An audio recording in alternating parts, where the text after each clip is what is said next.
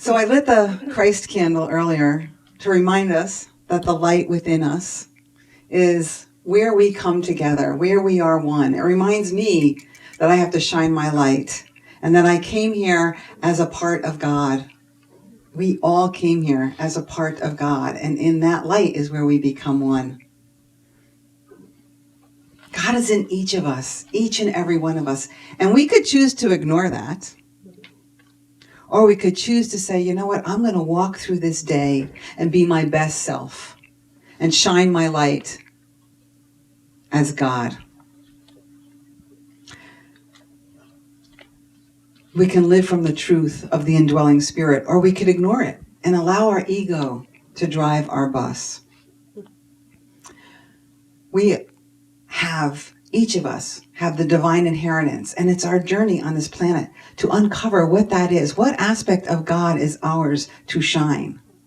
And it's in us, and it's in us as us to do that. Jesus discovered his own divinity. He was our master teacher. And there's only 2 times that he said, the light of the world in the Bible. He said, the light of the world is within me. And he said, the light of the world is within you.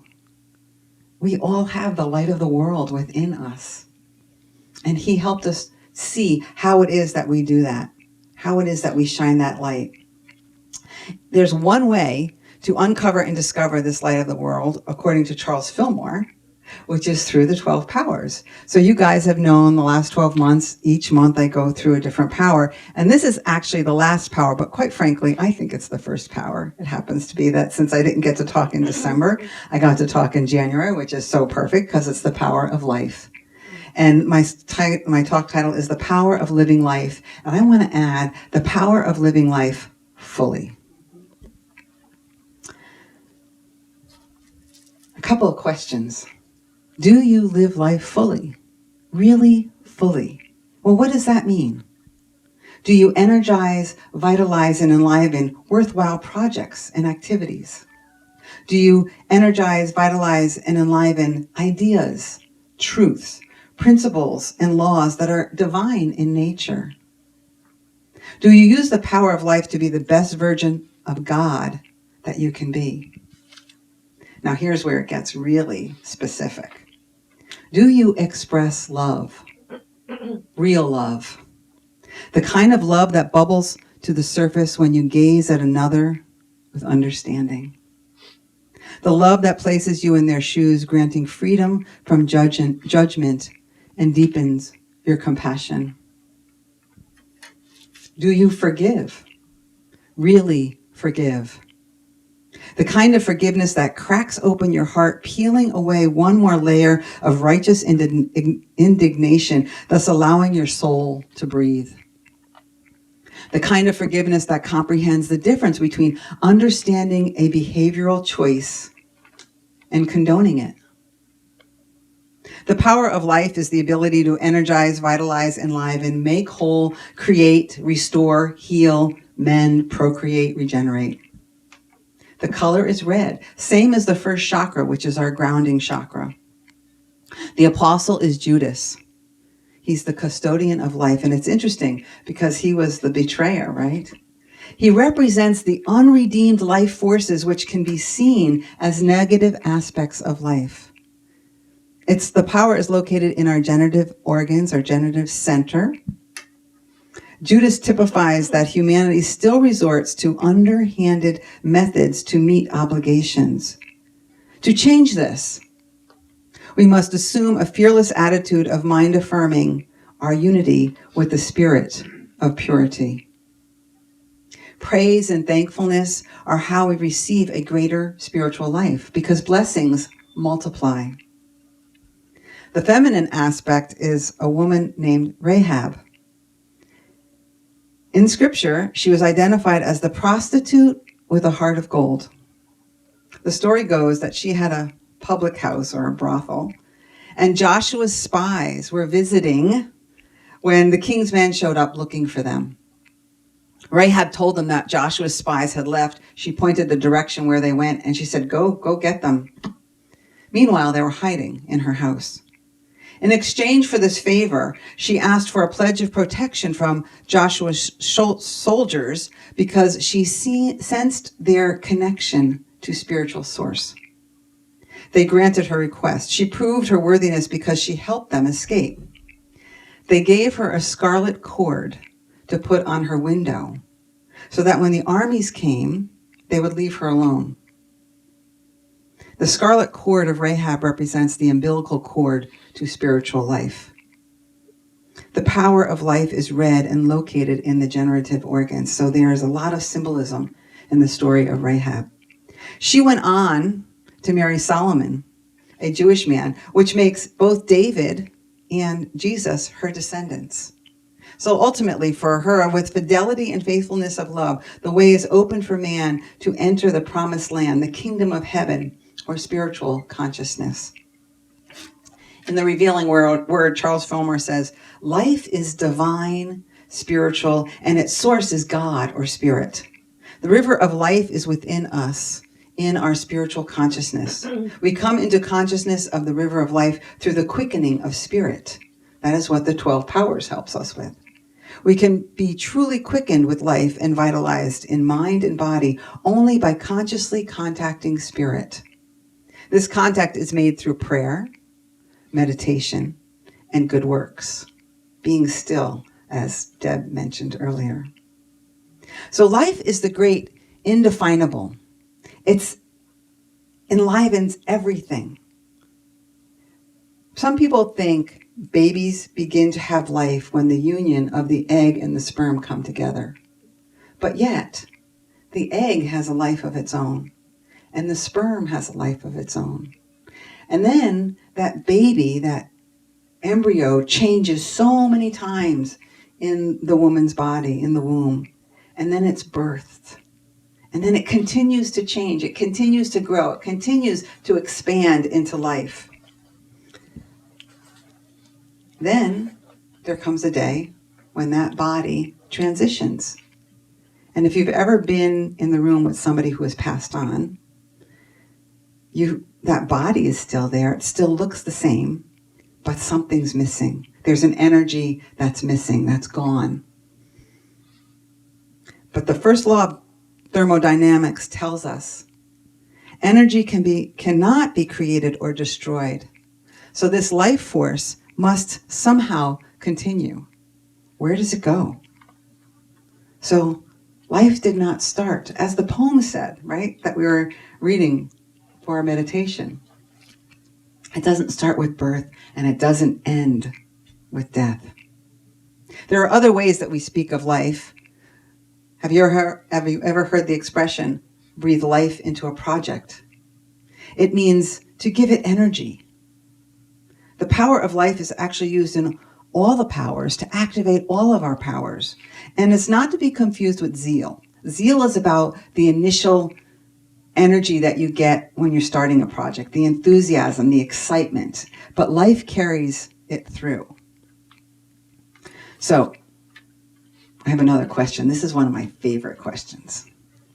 Do you seek adventure? Really seek adventure? The kind of adventure that requires you not only to take a leap of faith off your cliff of comfort, but the kind of adventure that actually sends you back to get a running start. I can't remember last time I did that. The kind of adventure that shakes the dust off your capable but underused wings and gives them an opportunity to catch the gorgeous wind of change. Do you play? Really play? The kind of play that gives value to the heavenly activity of fun. Knowing that fun is sacred, that play is the equivalent of work, and that during play, renewal and rejuvenation usher in the newest ideas and the clearest choices for better manifestations. Do you view play as a necessary life function and not a debatable luxury? Another essential aspect of the power of life is it enlivens our mind and our body to achieve complete health, wholeness, and vitality. When we feel a cold coming on or any kind of sickness, we claim and speak our ability or faculty of the power of life to every cell and atom of our being. So, do you seek wellness, real wellness? The kind of wellness that requires you to be fully conscious of what you put into your body. The kind of wellness that requires you to practice what you preach when it comes to self-love, while understanding that the power to dissolve poor habits is simply choosing to change. Wellness that says, this is the only body I have. Treat it with respect. Praise it daily. And honor it as the holy temple that it is. I almost choked on praise it daily, for me anyway. It's like, okay, that's a new one for me. Do you stop? Do you really stop? The kind of stopping that can't help make you vulnerable by becoming more familiar with who you are, without distraction, smoke screens, excuses, or self-imposed numbing. The kind of stopping that turns you naked toward your feelings, giving them permission to express. No right or wrong. A stopping that simply lets you hear what you need to hear so that you can live life more effectively. Holistic spirituality embraces our spirit, soul, and body as one energy. Think of water, right? We have steam, we have liquid, and we have ice, but it's all water. It's the same as our body. It's the same as who we are, I should say. We go through many changes. Just as I said earlier, we develop in our mother's womb, and then we are born into the opportunity for greater development and expression. This is the way of the creative process. We're born again and again as we pass through various development stages and experiences. But we are still ourselves. And when we graduate from this body, there will be further expansion, experiences, and work to do. This brings me to the question of eternity. Where is eternity? Where does eternal life begin? Maybe it is better to ask, am I living fully in the eternal now? Life is not measured in quantity, but in quality. That is why I chose these questions, to look at the quality of which I'm living. So do you share your good? Really share your good?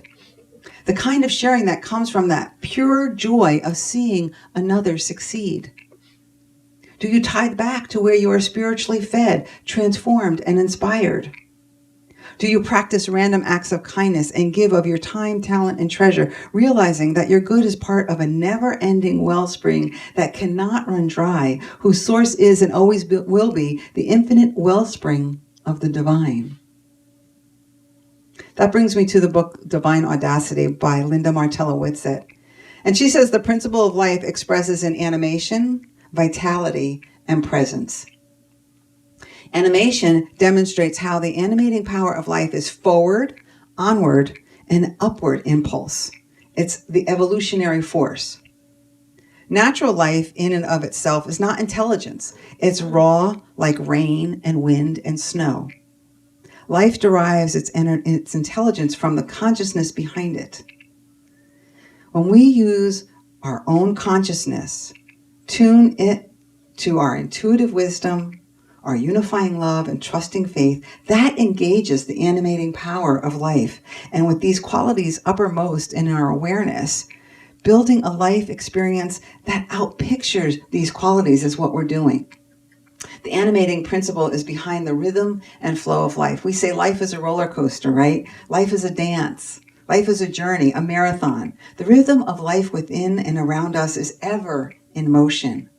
So it's best that we observe what's going on in the moment so that we can offer and bring our best self to it in that moment. We wield or use the animating power of life. It doesn't happen to us. Tune to the magnificent source of this life, the one mind out of which unifying love, cleansing release, creative imagination, expectant faith, and all our powers can respond to each new moment centered in truth. We're children of God. You know, God showed us how to create our intentions in the first book of Genesis. God said, "Let there be light," and there was light. We have that kind of power to just say what it is that we desire, and it will be. It is, I should say, not will be, not in the future. It is. We just have to get our vibration up to that. We just have to not waffle in what it is that we're saying.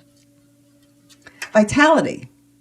Vitality is essential, necessary, having energy and the ability to thrive. Wholeness is our true nature. Nothing is missing. Wholeness is not always obvious to us. We have to see wholeness with our spiritual eye. Let's just take Stephen Hawkins. Stephen Hawkins is a brilliant man who was trapped in a body that had a condition that made him be in a wheelchair, and he looked very physically like he was not whole. But yet, he found black holes and he founded quantum gravity. The man was brilliant. Now, would you say because of the way he looked, he wasn't whole? You can't take away that genius from him just because of his physical appearance. Wholeness is not conditional. It is a spiritual reality, a truth principle at the heart of a vitalizing life. Vitality is our capacity to thrive, to wield life energy. Our vitality is expressed through our intentions. And here's a quote from Charles Fillmore, which I thought was brilliant. It's in his book called Jesus Christ Heals, page 105. When we are not manifesting life as we desire, it is because our thoughts and our conversation are not in accord with the life idea. Every time we think life, speak life, rejoice in life, we are setting free and bringing into expression in ourselves more and more of the life idea. So what is it that you're saying about your life? We are made in the likeness and image of God. We can do what Jesus did. The last part is presence. Presence is a vibrational evidence of life. Each of us has a distinctive, unrepeatable expression of God, the one mind. In unity, we call it individuality. But each of us is present. We are one with the one. Our presence displays distinctive radiance of the one.